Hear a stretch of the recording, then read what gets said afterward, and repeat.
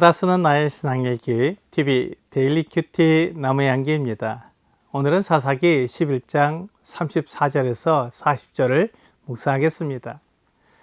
입다가 미스바에 있는 자기 집에 이를 때 보라, 그의 딸이 소고를 잡고 춤추며 나와서 영접하니 이는 그의 무난 동료라. 입다가 이를 보고 자기 옷을 찢으며 이르되 어찌할꼬 내 딸이여, 너는 나를 참담하게 하는 자요, 너는 나를 괴롭게 하는 자 중에 하나로다.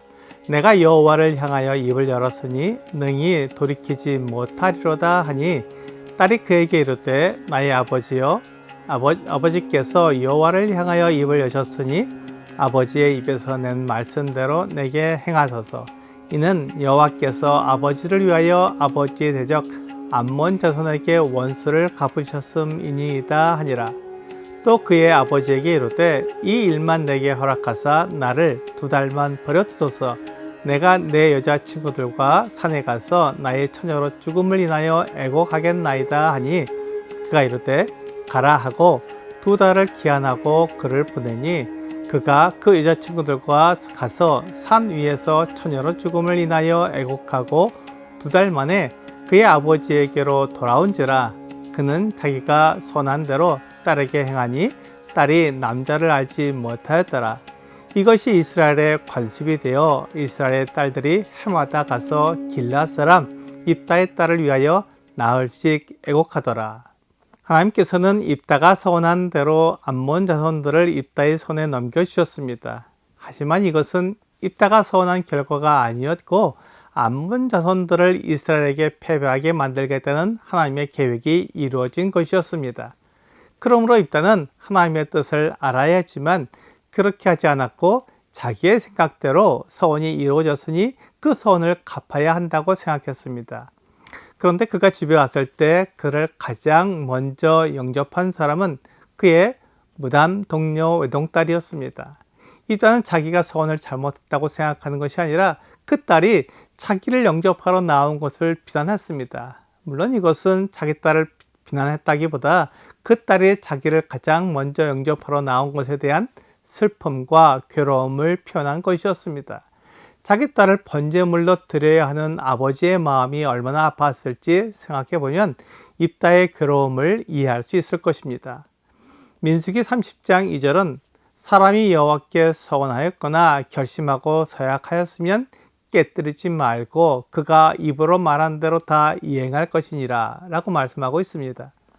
입다는 이 말씀을 기억하고 자기가 하나님께 서원했으니 그가 서원한 대로 이행해야 한다고 생각하는 것입니다. 그렇지만 하나님은 사람을 제물로 받는 것을 원하지 않습니다. 그것을 가증하게 여기십니다. 그러므로 하나님께서는 사람을 제물로 바친다고 했을 때 그 사람의 값을 내라고 말씀하셨습니다. 레위기 27장 2절은 이스라엘 자손에게 말하여 이르라. 만일 어떤 사람이 사람의 값을 여호와께 드리기로 분명히 서원하였으면 너는 그 값을 정할지니 라고 말씀하고 있습니다. 레위기 27장 1절에서 8절은 사람을 여호와께 바치기로 서원한 경우에 대해 말씀하고 있습니다.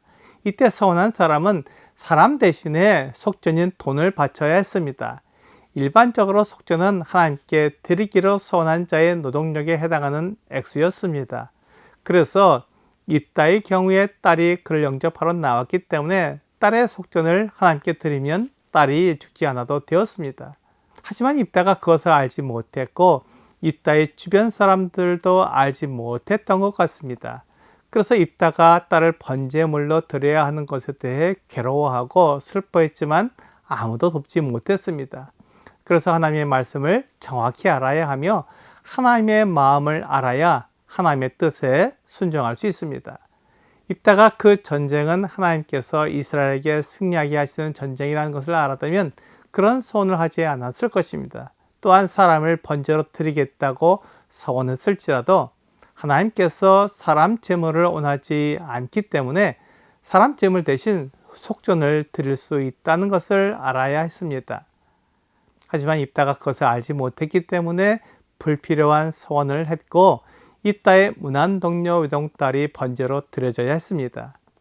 입다의 딸은 아버지가 서원한 것을 알고는 아버지의 서원을 그대로 이루도록 자기를 희생하겠다고 말했습니다. 다만 2달 동안 여자친구들과 함께 산 위에서 자기가 죽게 되는 것에 대해 슬퍼하겠다고 말했습니다.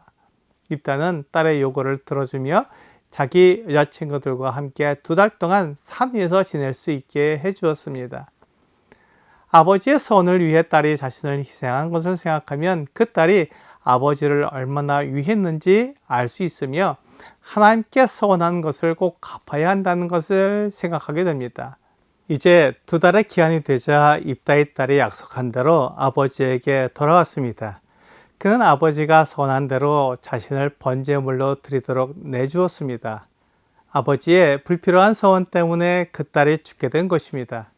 만일 입다가 하나님의 뜻과 하나님의 마음을 알았다면 이런 소원을 하지 않았을 것이며 소원을 했더라도 그 딸이 죽지 않을 수 있었는데 하나님의 말씀을 정확히 알지 못했기 때문에 이런 일을 하게 되었습니다. 우리도 하나님의 말씀을 정확히 알지 못하면 불필요한 행동을 할 수 있습니다.